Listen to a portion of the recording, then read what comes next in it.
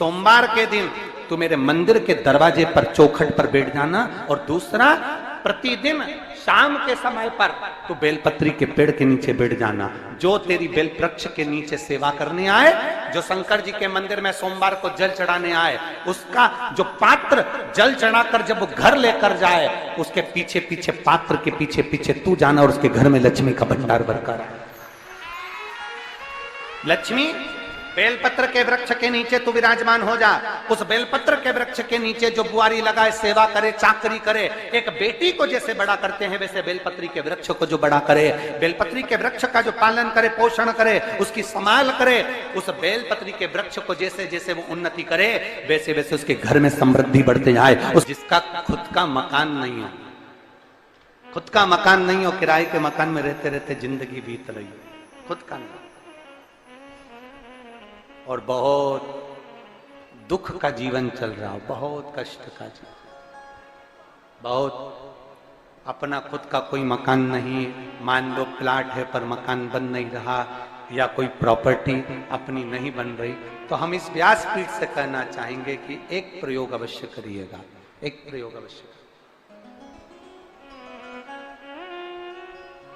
अपने आसपास के 5-6 बेलपत्र के वृक्ष देख लीजिए,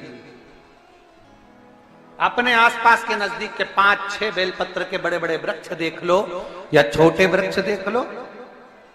उन 5-6 वृक्ष को धीरे धीरे उनकी सेवा करना प्रारंभ करो, उन वृक्षों को बड़ा करना प्रारंभ करो, उन वृक्ष के नीचे सफाई करना प्रारंभ करो, उन वृक्ष को जल देना प्रारंभ करो, उन वृक्ष को आप खाद देना प्रारंभ करो, उन वृक्ष की सेवा संभाल करना प्रारंभ कर दो, उस वृक्ष के नीचे बुआरी काटना प्रारंभ कर दो, झाड़ू लगाना प्रारंभ कर दो, उस वृक्ष के नीचे सफाई करना प्रारंभ कर दो। उस बेलपत्री के 5-6-7 वृक्ष को आप गोद ले लो। गोद लेना मतलब मैं इसकी सेवा करूंगा, मैं इसमें जल दूंगा, मैं इसके खाद दूंगा, मैं इसकी सेवा करूंगा, कुछ मत करो, बस केवल इस शरीर से उस बेलपत्र के वृक्ष की सेवा करना रोज प्रारंभ कर दो। 6 महीना इंतजार करना और 6 महीना लगातार सेवा करना, 7वां महीना आपका और हमारा, और बताना कि भोलेनाथ ने प्रॉपर्टी दिलाई कि नहीं दिलाई और आगे बढ़ा है।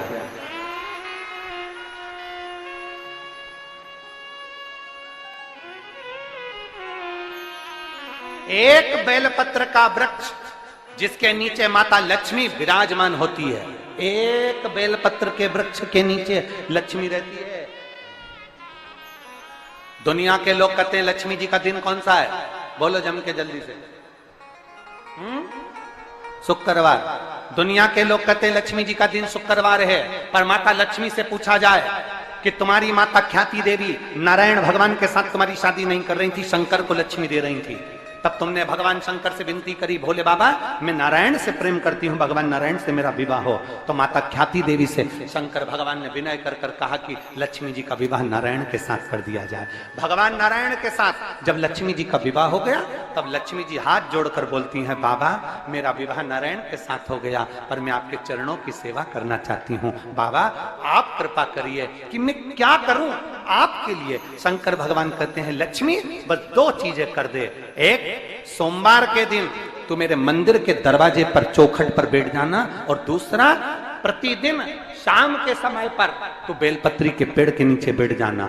जो तेरी बेल वृक्ष के नीचे सेवा करने आए, जो शंकर जी के मंदिर में सोमवार को जल चढ़ाने आए, उसका जो पात्र जल चढ़ाकर जब वो घर लेकर जाए, उसके पीछे पीछे पात्र के पीछे पीछे तू जाना, और उसके घर में लक्ष्मी का भंडार भरकर आए। लक्ष्मी बेलपत्र के वृक्ष के नीचे तू विराजमान हो जा। उस बेलपत्र के वृक्ष के नीचे जो बुआरी लगाए, सेवा करे, चाकरी करे, एक बेटी को जैसे बड़ा करते हैं वैसे बेलपत्री के वृक्ष को जो बड़ा करे, बेलपत्री के वृक्ष का जो पालन करे, पोषण करे, उसकी संभाल करे, उस बेलपत्री के वृक्ष को जैसे जैसे वो उन्नति करे, वैसे वैसे उसके घर में समृद्धि बढ़ते जाए, उसके घर में वैभव बढ़ते जाए। ये शंकर भगवान माता लक्ष्मी से करे, भगवान शिव माता लक्ष्मी से करे। तो भस्म, अगर शिव के मंदिर में भस्म मिल जाए, शंकर पर चढ़ी हुई भस्म अगर मिल जाए तो, और अगर भस्म ना मिले ना, तो शंकर के जो शंकर भगवान का जो शिवलिंग है, शिवलिंग के आसपास में जो जलाधारी है, यहाँ अगर भस्म ना मिले तो इस जलाधारी पर अपना हाथ स्पर्श कर कर अपने तन पर उसको लगाकर जरूर आओ। भस्म एक शंकर पर चढ़ा हुआ जल, दूसरे नंबर पर है शंकर पर चढ़ी हुई भस्म। ये दो स्पर्श जरूर, स्पर्श। एक भस्म का एक बड़ा सुंदर चरित्र आता है। दूसरा, जिस भूमि पर बैठकर कथा सुनो उसकी रज को अपने मस्तक पर थोड़ा सा लगाकर अवश्य जाओ, वो जीवन का एक आनंद है। और शंकर के मंदिर में जाओ तो दो चीजें अवश्य लेकर आओ। पहला, शंकर जी पे चढ़ा हुआ, जम के बोलो, जल अवश्य लेकर आओ। क्योंकि जब तुम जल लेकर आते हो, पात्र लेकर आते हो, तो मेरा महादेव लक्ष्मी जी को तुम्हारे पीछे पीछे तुम्हारे घर तक भेज देगा। चढ़ी हुई बेलपत्र मत खाओ, लोग कहेंगे शंकर पर चढ़ा हुआ ये मत खाओ। हम इस व्यासपीठ से निवेदन करना चाहेंगे कि आप अगर दिल रखकर अपने बाबा से कहोगे ना, तो बाबा पर चढ़ा हुआ जो जल है ना, वो जल साधारण नहीं रहता। मेरा भोलेनाथ जब दुनिया को अमृत देता है तो तुमको भी अमृत दे देता है। दो चीजें कभी मत छोड़ो। अगर मंदिर में गए हो तो दो चीजें कभी मत छोड़ो। कथा में गए हो तो दो चीजें कभी मत छोड़ो। एक, कथा श्रवण करना। दूसरा, जहां कथा बैठकर सुनते हैं वहां की रज को अपने मस्तक पर लगाना। कथा सुनने के बाद आप यहां से जाओ, भले दरी बिछी है, आसन बिछा है, कारपेट बिछा है, उस पर अपना हाथ फेर कर उस रज को अपने मस्तक पर जरूर लगाओ। क्योंकि शिव पुराण में, भागवत पुराण में, स्कंद पुराण में, कुर्म पुराण में, नर्मदा पुराण में, लिंग पुराण में, नारद पुराण में, ब्रह्म वैवर्त पुराण में, जितनी भी पुराणे हैं, सब पुराणों में लिखा है कि जिस स्थान पर बैठकर हम भगवान की कथा को सुनते हैं, उनको याद करते हैं, जितनी देर हम उनको याद करते हैं उतनी देर वो परमात्मा उस स्थान पर बैठा हुआ रहता है। हाथ रखकर बोलना, शंकर भगवान से तुम्हारा रिश्ता कौन सा? शिव जी से आपका कौन सा रिश्ता?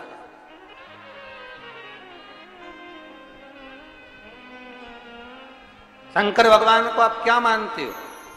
हमने आपको एक संबंध बताया था कि सीहोर कुबेरेश्वर धाम आपका मायका है, तो हम आपके भाई हैं, तो शंकर भगवान आपके पिता हैं, आपके बाप हैं, आपका बाबा है, आपका दादा है।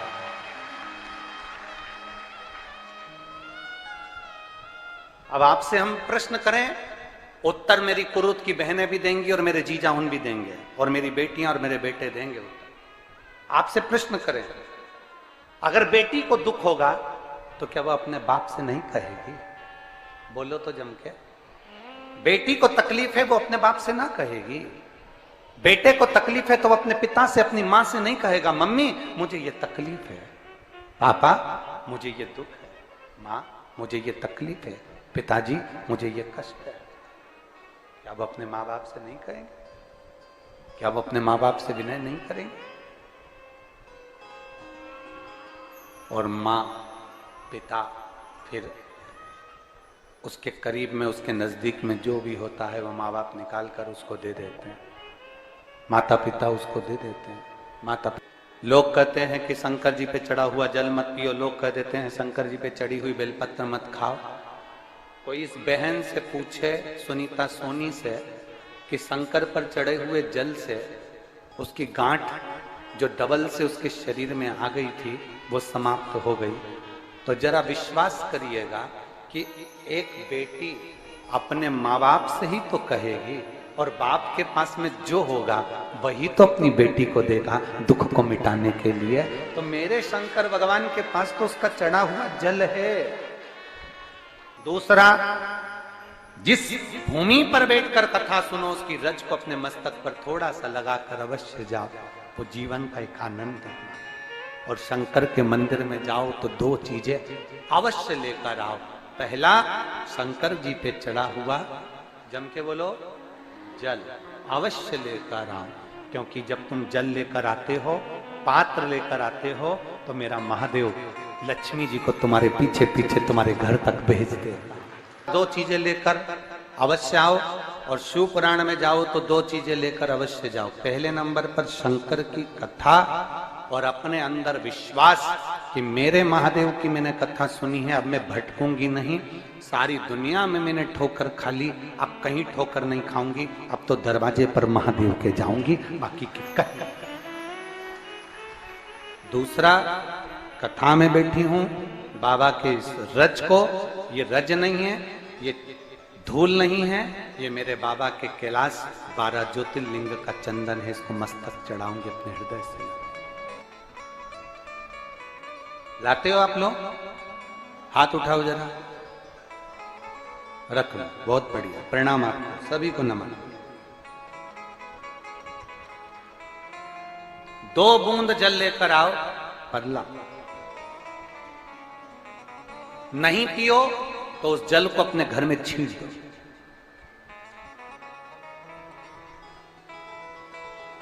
नहीं पी सकते, उस जल को छींट दो।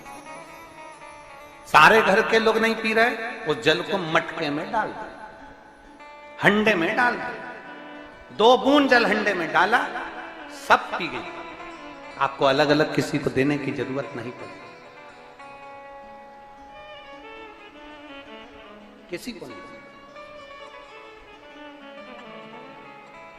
हंडे में डाल दो, मटके में डाल दो, सब उस पानी को पीना राम।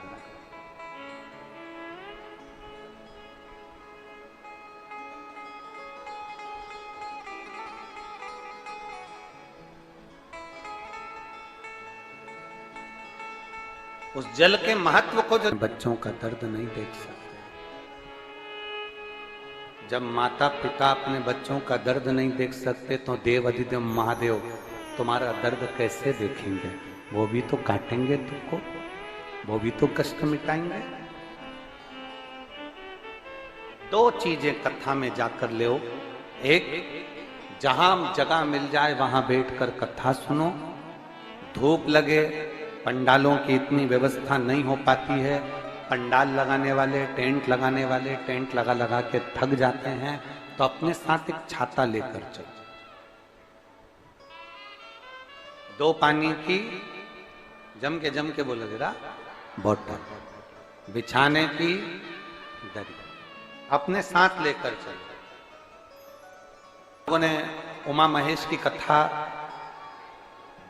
अपने जीवन में धारण करी कि नहीं करी वो हमको नहीं स्मरण है, पर एक बात का स्मरण करिएगा, ये जो कथा चल रही है ये गौरी शंकर चल रही है। इसके बाद में जो अमलेश्वर में कथा है वो कौन सी है? समर्पण शिव महापुराण कथा। उस समर्पण शिव महापुराण की कथा जब 2 तारीख को विराम हो जाएगी, तब उसके बाद में जो कथा 6 जून को प्रारंभ होगी सोलापुर महाराष्ट्र में, उस कथा का नाम रहेगा उमा महेश शिव महापुराण की कथा। उसको जरूर सुनो। सोलापुर में जो 6 जून से कथा होगी उसका नाम उमा महेश शिव महापुराण। उसको सुनना, श्रवण करना, उसको धारण करना है। उसमें इतने प्रश्न माता उमा ने भगवान महेश से करे हैं, और महेश भगवान शंकर उसका हर प्रश्न का उत्तर दे रहा है। भगवान महेश, भगवान शंकर हर प्रश्न का। बाबा बोले माता उमा ने भगवान शिव जी से, महेश भगवान से, भगवान शंकर से करेंगे, बाबा भोलेनाथ जी बताओ, संसार में जन्म लेने वाले व्यक्ति के जीवन में उसके भाग्य में अगर सुख नहीं है, उसके भाग्य में खुशियां नहीं है, उसके भाग्य में कोई अच्छा है ही नहीं, तो वो जीव क्या करेगा? वो जीव क्या करेगा?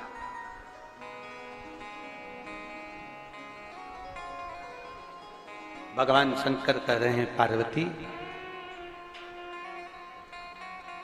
संसार में जन्म लेने वाला मनुष्य अगर उसके भाग्य में सुख नहीं, उसके भाग्य में अगर खुशियां नहीं है, उसके भाग्य में अगर सुख नहीं है, उसके भाग्य में अगर अच्छा नहीं है, पत्रिका दिखा ली सुख नहीं है, कार्य कर देख लिया सुख नहीं है, तकलीफ उसकी जिंदगी में चल ही चल रही है, तो भगवान शंकर कहते हैं, भगवान महेश कहते हैं, उमा, उस मनुष्य को दूसरे का अच्छा करना प्रारंभ कर देना चाहिए तो उसकी अच्छाई अपने आप सामने आना प्रारंभ